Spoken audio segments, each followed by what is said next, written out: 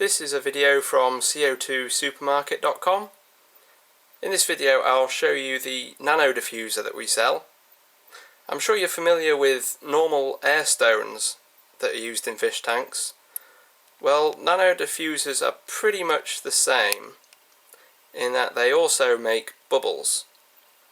The difference is the bubbles made by a Nano Diffuser are much smaller than ones made by normal air stones.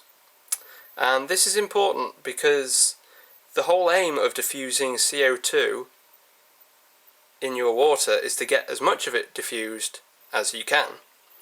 And a lot of small bubbles have a much larger surface area than fewer small bubbles.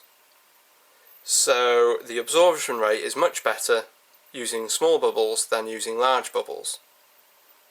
And a nano diffuser creates this mist of bubbles by forcing the CO2 through a ceramic disc, which you can see here, that's the white thing.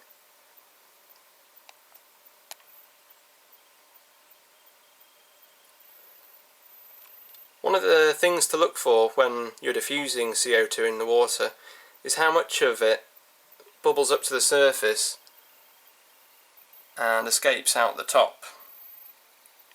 If you see bubbles reaching the surface, then that CO2 hasn't been diffused in the water, and instead you've just pumped it into the atmosphere and added a little bit to the greenhouse effect, which isn't good.